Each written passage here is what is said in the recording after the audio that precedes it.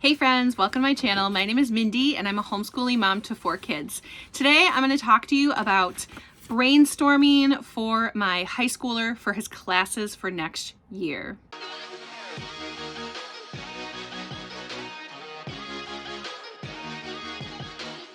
So it is February, and about February, March is when I really start planning for my kids for the following school year. And so I've got my huge file folder full of paperwork here for the high school years. This is my first student who is in high school. He is currently in 9th grade, so next year he will be in 10th grade, and I'm really starting to think about and start solidifying choices for next year. And so yeah, I'm just gonna jump into it. And the first thing I want to let you know is that I started planning for high school in 8th grade. And so I did create a video, I don't even know what it was, like 4-year plan or something like that. I'll pop it up on the screen. So I basically created a 4-year plan when he was in 8th grade. And I do want to highlight that as of right now, my student who is 15, he doesn't know what he wants to do for a career, and my husband and I, we're okay with that. We do not want him going to college and wasting our money and his future money on college and getting a degree that he's not even going to use anything for. However, we do have him on track for a community college after he graduates.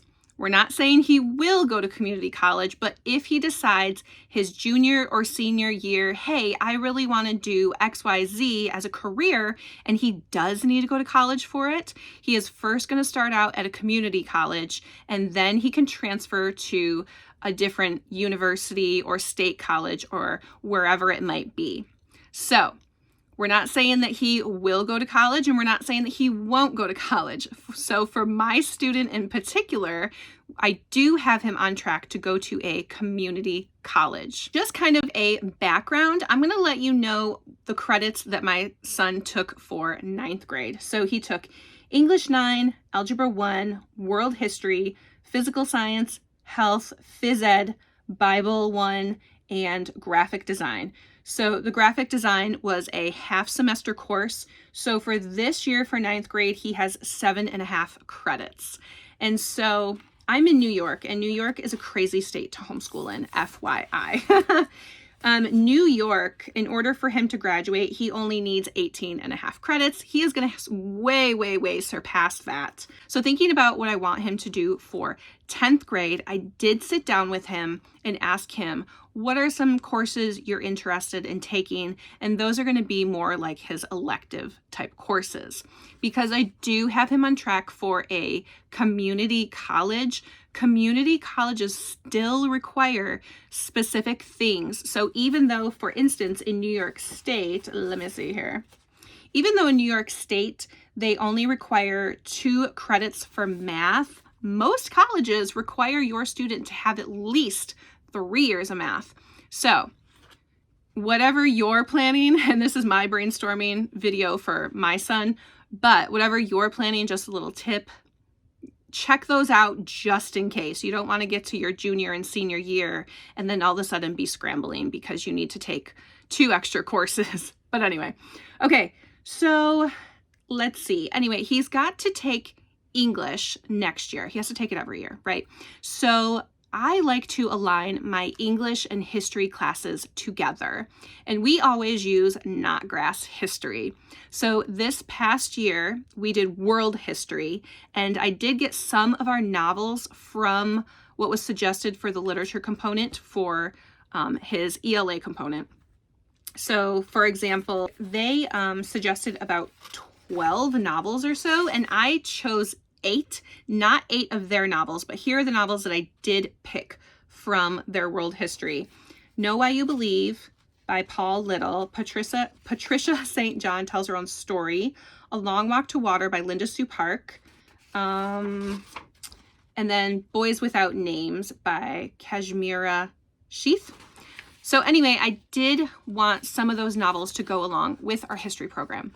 So my thinking for ELA for next year and for history next year is to do American history, because that is a requirement in New York State for us. So we have to do it anyways. It doesn't matter when we do it, but I'm thinking that we'll do it next year. Also because I already bought the curriculum last year.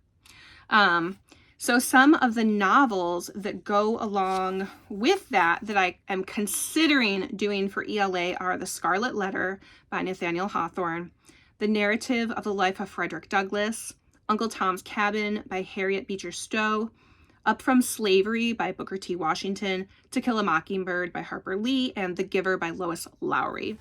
And so that would be 6 novels. And I'm also considering doing the reading journal again from Not Consumed, and then also getting extra resources from Teachers Pay Teachers. And I've already looked up a majority of these novels, so on Teachers Pay Teachers, to see if they have free resources. So Uncle Tom's Cabin and To Kill a Mockingbird and The Giver all have resources on Teachers Pay Teachers. So yeah, gotta kind of think about ELA a little bit more. For math, we use the Denison Algebra company. We have absolutely loved that. We've been very successful with that. I don't do any of the teaching. Mr. Denison has pre-recorded everything that he's teaching to the kids, and there's a notebook component to it, tests. It's wonderful, phenomenal. If your student struggles with math at all in high school years, highly suggest checking out Denison because they're awesome. So for 10th grade for next year, I'm pretty sure we're going to do geometry. And so that is a 1 semester course. So I'm really thinking that's what we're going to do this year. For 9th grade, we did Algebra 1.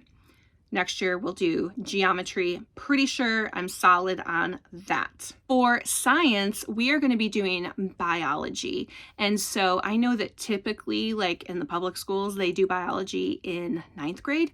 But this past year, we did physical science. So for next year, we are going to be doing biology. I already bought the curriculum actually because they were having a sale around Black Friday. And so in order for him to get into a community college, they want to see biology, chemistry, physics. A lot of colleges want to see that, so we must do those courses. And the biology that we're doing, I did an entire video on it. We don't need a microscope. We're not doing these crazy labs. So check out that video if you're interested in a biology course that is not like super intense. I mean, it's a really solid course. I've looked through it, flipped through it, and things like that. So we are going to be doing biology for next year for science. Next year, we are going to do a foreign language, and we're going to do Spanish. So we're going to do Spanish 1, and then probably 11th grade we'll do Spanish 2. And so I'm really kind of looking at different programs. I don't want it to be something super rigorous for him. I mean, I did Spanish for 3 years and I went to public school, and I still know like basic phrases. I could never carry on a conversation in Spanish with somebody else. But very basic phrases. I know lots of like vocabulary words like colors. I know foods and things like that. But I mean, the goal is again toward that community college entrance. A lot of community colleges even do want to see that your child has taken a foreign language. So that's why we're taking a foreign language. I'm looking for something that is like fun and engaging and not so super rigorous. I've read a lot of different things where these are like super intense programs, but I'm just really not looking for that for my son. I am thinking about one class, or they do have a Spanish 1 and Spanish 2. It's called Flip Flop Spanish.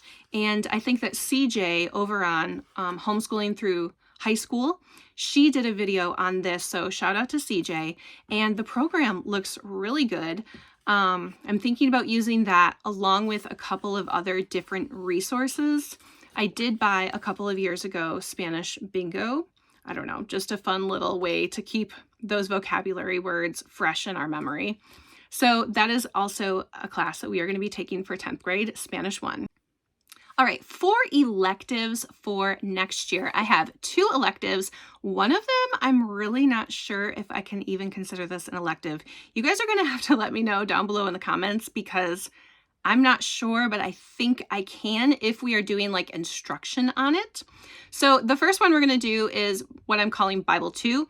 I'm just calling all of our Bibles, Bible 1, Bible 2, Bible 3, Bible 4, and then just putting in whatever we're doing. So this year for Bible 1 was kind of like an overview of just a whole bunch of different things, overview of the Bible itself. And then of course, we're kind of diving deep into some things. I did think about doing 1 year, like next year, actually for 10th grade, Old Testament, and then 11th grade, New Testament. That is something I'm still kind of trying to figure out if that's what I want to do, but I don't know. I'm just calling it Bible 2 just to be flexible, and then I can kind of narrow it down. The other elective that I'm thinking about doing is driver's ed. So my son is currently 15. Next year he will be 16, and he is going to be taking his driver's ed test so he can get his permit and things like that. I do have some courses that I have seen from Timberdoodle. One of them is a video series. Another one is an actual like book format. And then I know that you can get a book, at least when I was driving like 20 plus years ago. Oh my gosh. That the DMV used to give out books for driver's ed. I don't know if they still do that anymore, but I'm thinking of using that as an elective because we will be doing a lot of like book work on it, and he's still like putting forth the effort into that course. So let me know what you guys think about that. I'm not really sure, but that's something that I'm considering. Okay, so like I mentioned last year, or this past year for 9th grade, we had 7.5 credits. And then I'm thinking lastly as another elective of letting him choose another something he might want to do from film school for teens. This year for 9th grade, he was doing video editing. And so he might pick up another half credit course. So for 10th grade, 1, 2, 3, 4, 5, 6, 7, for 10th grade, if he picks up another half credit elective, that'll again be 7.5 credits. This year, it's been pretty manageable for him. So I'm thinking that next year it would also be pretty manageable. The only thing that I'm still kind of like about is history, because American history, I flipped through the program last year and it is super heavy. And so that is something that I would pretty much need to do with him alongside the ELA piece. Also, oh yes, and then also for ELA, I was thinking about going back to a writing program, but I'm not sure. I don't want to overload him. This seems like a lot of stuff. I did think about going back to a writing program. For middle school, we used Jump In, and it's the 2nd edition by Sharon Watson. And then she has one for high school called The Power in Your Hands. Really liked the style of the writing program. I've never wanted to get into IEW just because I know that it's like super intense and there's a lot of pieces to it. And I feel like you really need to like start with IEW and then like keep going year by year by year. That's just not for me.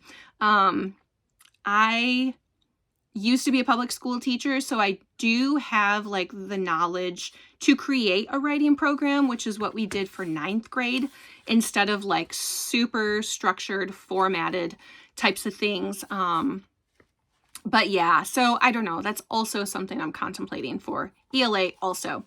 So anyway, I did want to show you guys lastly this awesome transcript worksheet planner.